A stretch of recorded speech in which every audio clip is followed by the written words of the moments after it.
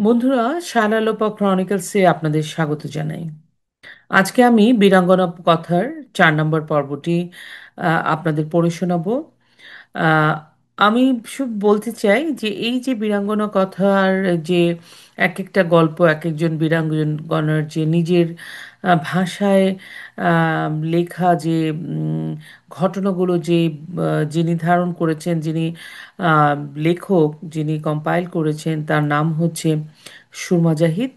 এবং এই বইটি বীরাঙ্গনা সমগ্র নামে পাওয়া যাবে অনিন্দ্য প্রকাশে।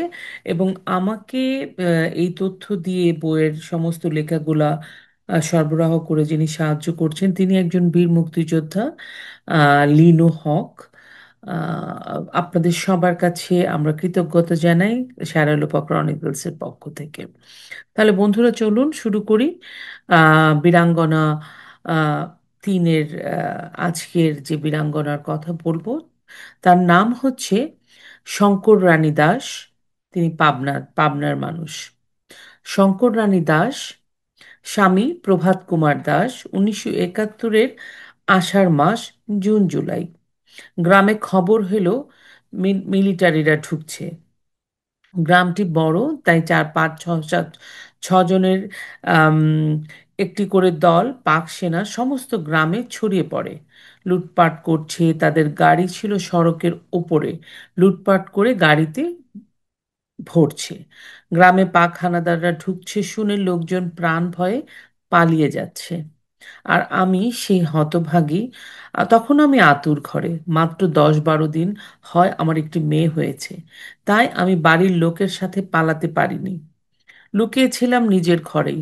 ধরা পড়ি পাক সেনার হাতে। 2 পাক সেনা আমার ঘরে ঢুকে আমাকে শুরু করলো নির্যাতন।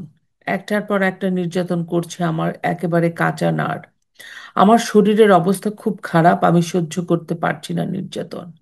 এক পর্যায়ে একটি দা দিয়ে কোপ দিয়ে ঘায়েল করি একজনকে। আমার পাশেই পড়ে আছে। তখন আমার কোনো হুঁশ ছিল না। কি অবস্থায় ছিলাম ঠিক মনে পড়ছে না। আহ, আমার অবস্থাটা তো আপনারা তখন বুঝতেই পারছেন। ওই কুত্তাগুলো শকুনের মতো, তাদের যেন উল্লাস শেষই হতে চায় না। আমিও তখন বাঘিনীর মতো। একটি যখন ঘায়েল হলো, অপরটি তখন একটু দুর্বল হয়ে পড়ল।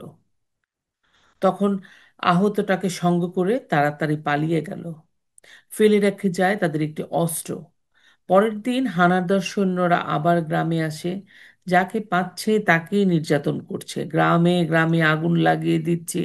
খুঁজে খুঁজে খুঁজছে তাদের রেখে যাওয়া অস্ত্র। কোথায় পাবে তাদের অস্ত্র কিছুতেই বুঝতে পারছে না গ্রামের মানুষেরা। অস্ত্রটি তো আমার ঘরে। তারা কোনো কথা শুনবে না।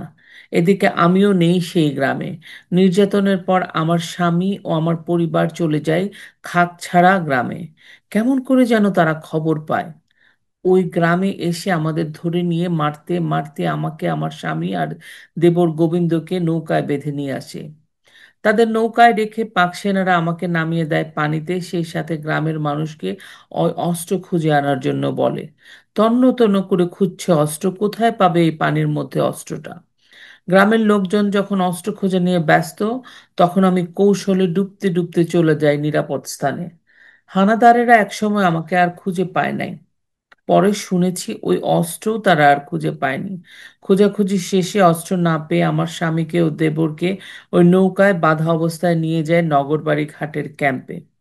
তাদের ওপর চালায় অত্যাচার, নিপীড়ন।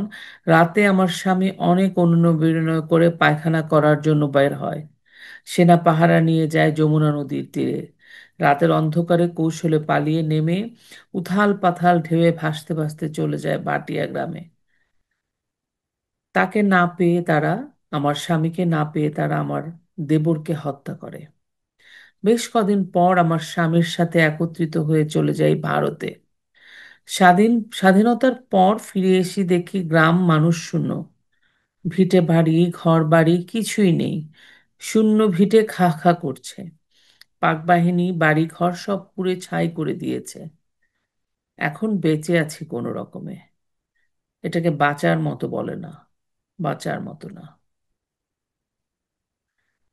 ধন্যবাদ বন্ধুরা।